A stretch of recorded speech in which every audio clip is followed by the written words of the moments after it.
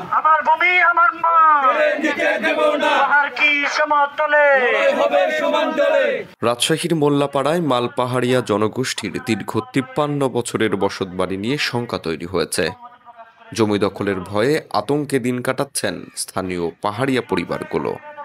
তবে মানবাধিকার কর্মী, শিক্ষক, শিক্ষার্থী ও রাজনৈতিক নেতারা তাদের পাশে এসে দাঁড়িয়েছেন। আদিবাসীরা আতঙ্কগ্রস্ত অবস্থায় আছে, দ্রুতই তাদের নিরাপত্তা নিশ্চিত করতে হবে।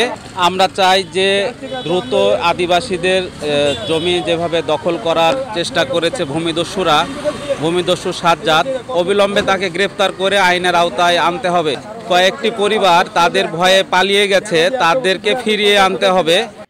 রাজশাহীর ২ নম্বর ওয়ার্ডের মোল্লাপাড়ায় প্রায় অর্ধ শতাব্দী ধরে বসবাস করছেন মালপাহাড়িয়া জনগোষ্ঠীর ১৬টি পরিবার। হঠাৎ করে এক স্থানীয় ব্যক্তি দাবি করেন ১৯৯৪ সালে তিনি এই জমি কিনেছেন। এরপরই আতঙ্ক ছড়িয়ে যায় পুরো এলাকা জুড়ে। আপনাদেরকে ধন্যবাদ। আজকের পত্রিকার মাধ্যমে আমি প্রথম এই বিষয়টি জানতে পারি। আপনাদের দায়িত্বশীল ভূমিকা অনেক বড় একটা ভূমিকা রেখেছে এই ভূমি। এই অবিকশিত জীবনের প্রান্তিক যে মানুষগুলো, তাদের জমি, ভূমি, ভিটা এগুলো দখলের একটা পাঁয়তারা শুরু হয়েছে 71-এর পরে। শুক্রবার পাহাড়িয়াদের উচ্ছেদ করে বিদায়ী অনুষ্ঠানের আয়োজনের কথা থাকলেও স্থানীয় নাগরিক, শিক্ষক, শিক্ষার্থী ও মানবাধিকার কর্মীরা মানববন্ধন করে জানান এই জমি পাহাড়িয়াদের দিতেই হবে। আমরা চাই তাদের যে জায়গাটি, সেই জায়গাটি রক্ষা হোক, কারণ তারা সুদীর্ঘ সময় ৫০ বছর ধরে এখানে বসবাস করছে।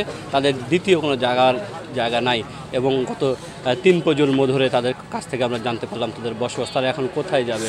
হঠাৎ করে যারা এসছে এই জায়গাটি দখল করার জন্য, এটি একটি অমানবিক ব্যাপার।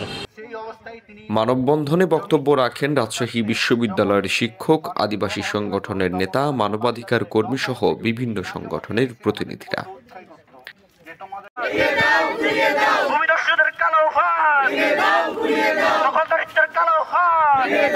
উচ্ছেদের ভয়ে কাশিয়াডাঙ্গা থানায় লিখিত আবেদন করেছেন পাহাড়িয়ারা। এদেরকে কথা বলতেছে তো এদের চোখে মুখে ভয়। তখন আমি দিদি মোহাম্মদকে বললাম যে আপনি দেখতেছেন না যে এনাদের চোখে মুখে ভয়, মানে ভয় দেখা যাচ্ছে, এনাদের নিরাপত্তা নিশ্চিত করেন আগে। তো তখন বললো যে আপনারা একটা দরখাস্ত দেন যে নিরাপত্তাহীনতায় ভুগছে। আমরা দরখাস্ত ছাড়া, মানে আমরা লিগাল কোনো ছাড়া আমরা কোনো কিছু করতে পারবো না। ওখানে আমরা একটা দরখাস্ত দেওয়া হয়। পুলিশের পক্ষ থেকে জানানো হয়েছে সাজ্জাদ আলীর দলিল যাচাই করা হবে এবং পাহাড়িয়াদের নিরাপত্তা দেওয়া হবে। সংখ্যা থাকলেও নানা রাজনৈতিক দল, মানবাধিকার সংগঠন ও স্থানীয় নাগরিকদের পাশে পাওয়ায় ধীরে ধীরে সাহস পাচ্ছেন পাহাড়িয়ারা। এরা যে 40-50 বছর আগের লোক, এরা এখানে বহুদিনকার দীর্ঘজীবীরা আছে, এরা বসবাস করছে। এদেরকে এখানে থাকাই উচিত, এদের মাটিটা না নেওয়া উচিত। যেহেতু গরিব, এরা কোথায় যাবে, কোথায় থাকবে? সবার উপরে মানুষ সত্য, তাহার উপরে নাই। তারাও মানুষ, আমরা মানুষ। তারা যেহেতু আমার জন্মের আগ থেকেই কিন্তু তারা এখানে এই জায়গাটা বসবাস করে, প্রায় 55 বছর স্বাধীনতার আগ থেকেই বসবাস করে। আমাদের এলাকাবাসী যারা আছে তাদের আমাদের কোনো এই কমিউনিটির প্রতি বা এই পাহাড়ি আদিবাসীর প্রতি আমাদের কোনো অভিযোগ নাই। আমরা মিলেমিশে দীর্ঘদিন বসবাস করেছি, আমরা ভবিষ্যতেও বসবাস করতে চাই।